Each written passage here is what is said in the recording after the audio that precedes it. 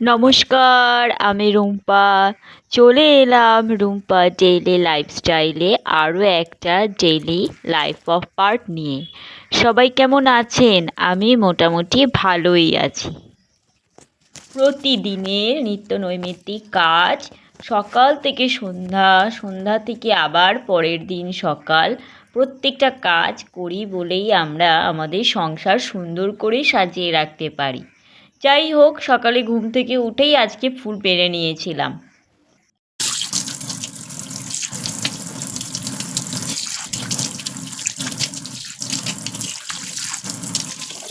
জলটা এমনিই শুকিয়ে গেছে, কিন্তু এই যে এই জায়গাটাতে ভুরুর জায়গাটাতেই না সুসুর সুসুর করে, ভিজে থাকে আর সুসুর করে। যাই হোক, ইয়ে নিয়ে চলে এসেছি জল গরম। আর এই জল গরমটা খেয়ে না সত্যি আমার অনেক উপকার হয়। আর কাজ করতে করতে খাই তো, এই যে কোনো মানে সময় মানে বসে মনে হয় না যে সকালবেলা বসে থেকে নিজের জন্য সময় বার করছি। কাজ করতে করতে খাই, হয়ে যায়। আজকে আবার দেখলাম ফুল তুলতে গিয়ে, আজকে সকাল সকালই ফুলগুলো তুলে নিয়েছি, তো দেখলাম যে অনেকগুলো খারকুল পাতা হয়েছে, তো খারকুল পাতাগুলো তুলবো। তো আজকে সোমবার, সপ্তাহের নতুন দিন শুরু হলো। তো সবাইকে সবসময় শুভকামনা আমি তো জানাই, আজকেও শুভকামনা জানাচ্ছি। তো আমার সকাল থেকে দুপুর পর্যন্ত আমার ডেইলি লাইফস্টাইল আপনারা দেখতে থাকুন। আর এরপর প্রতিদিনের মতো বিছানা তোলা। এই ঘরের বিছানাটাই তুলতে একটু বেশি সময় লাগে। দুদিন ধরে এই ঘরেই শোয়া হচ্ছে, তাই ওই ঘরের বিছানা তুলতে অত ঝঞ্ঝাট হয় না, একটু বিছানাটাকে ঝাড় দিয়ে নিই আর তাতেই হয়ে যায়। কিন্তু এই ঘরের বিছানা বরাবরই তুলতে দেরি হয়, সেটা তো আমি বরাবরই বলেছি।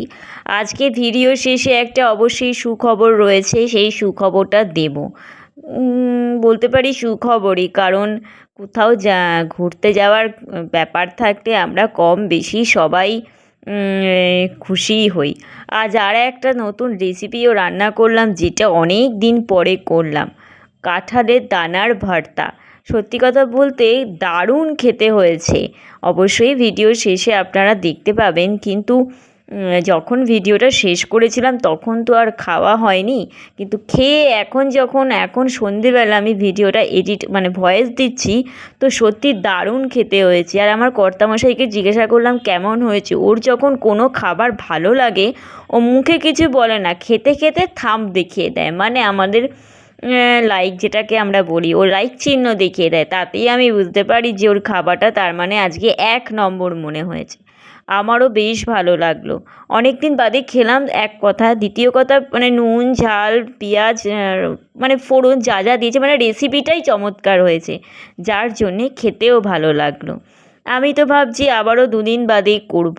কিছু খারকোল পাতা তুলে রেখেছি, সেই খারকোল পাতাগুলো একদিন করব, আর একদিন ওই কাঁঠালের দানা। এখন তো ঘরে অনেক অনেক কাঁঠালের দানা রয়েছে, তো আর সেইগুলো কাঁঠালের দানা না, আপনারা নিশ্চয়ই অনেকেই কেন সবাই জানেন যে কাঁঠালের দানা বেশি দিন বাড়িতে রাখা যায় না, প্লাস রোদে দিয়ে দিয়ে রাখতে হয়, তারপরেও নষ্ট হয়ে যায়। যখন কাটতে যাই দেখতে পারি যেগুলো শক্ত সেগুলো তো আর কোনো কাজে লাগে না, সেগুলো ফেলে দিতে হয়।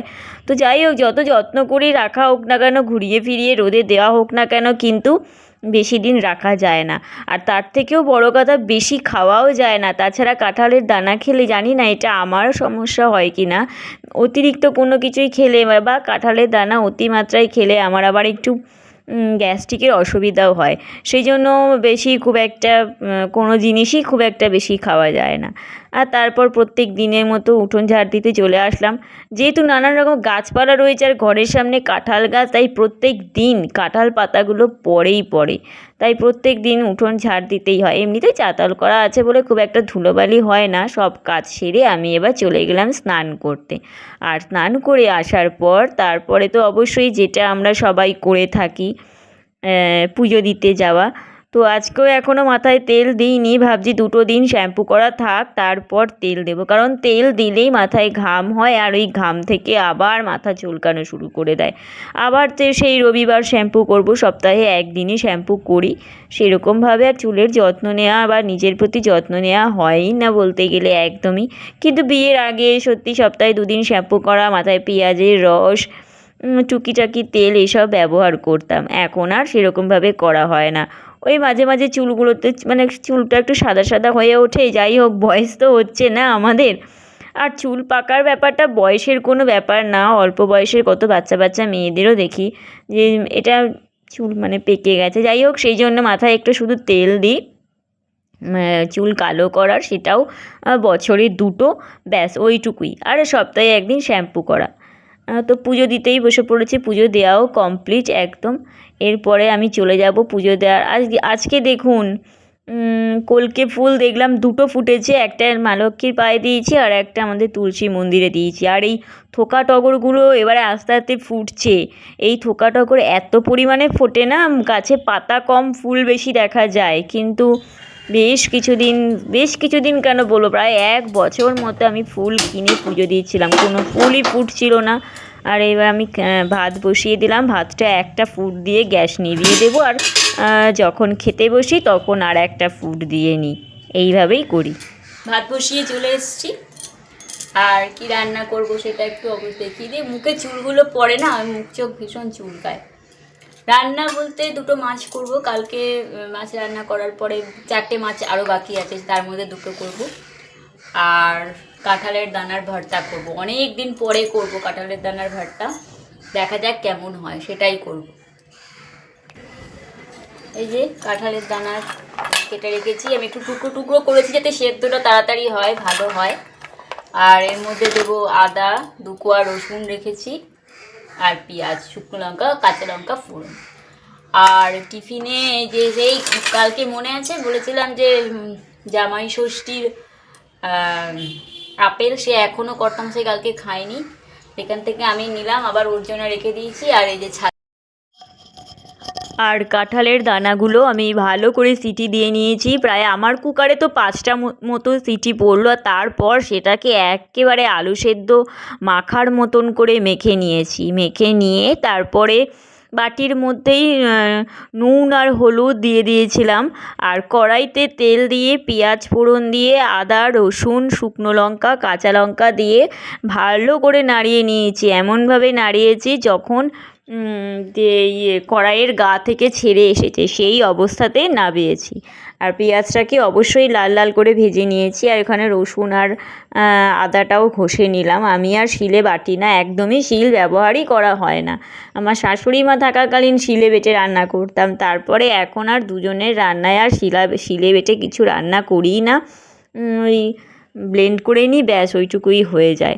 আর এখানে একটা পেঁয়াজ দেওয়া আছে, 2 কোয়া রসুন আর অল্প একটু আদা দিয়ে ভালো করে নাড়িয়ে নিয়ে ভর্তাটা করেছিলাম। যাই হোক, তখন তো বলতে পারিনি, মানে যখন আমি ভিডিওটা শ্যুট করছিলাম তখন তো ভাবিনি যে কেমন হবে বা এত সুন্দর হবে। তো সত্যি খুব ভালো হয়েছে, ভালোও লেগেছে খেতে। আমার রান্নাঘরের ওয়ালগুলো অনেকটা তেল ছিটে পড়ে গেছে, প্লাস রান্নাঘরে যে জায়গাটায় আমি রান্না করি সেই জায়গাটাতে একদমই লাইট নেই।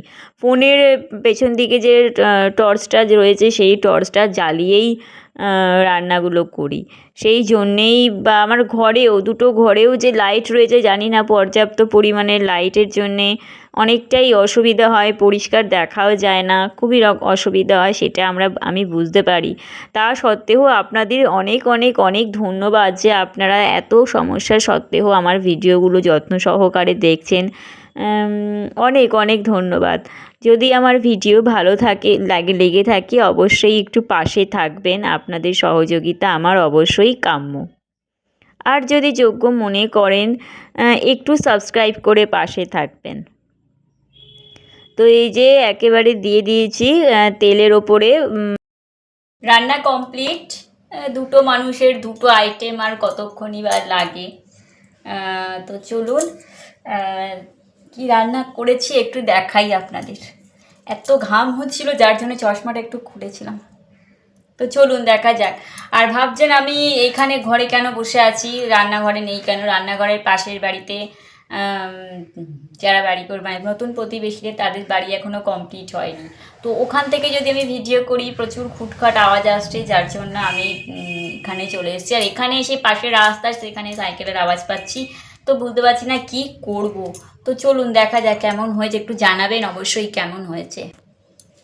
আর এই যে কাঁঠালের দানা দিয়ে ভর্তা, কেমন হয়েছে বলুন।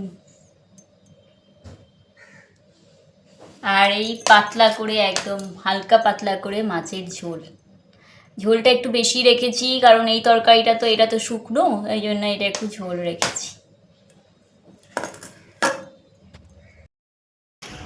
সব কাজকর্ম শেষ, একদম গা টা ধুয়ে চলে আসলাম। একটুখানি বাইরের ওয়েদারটা দেখাবো বলে আমি বাইরে আসলাম, যে দেখুন বাইরের ওয়েদারটা, চলুন দেখাই।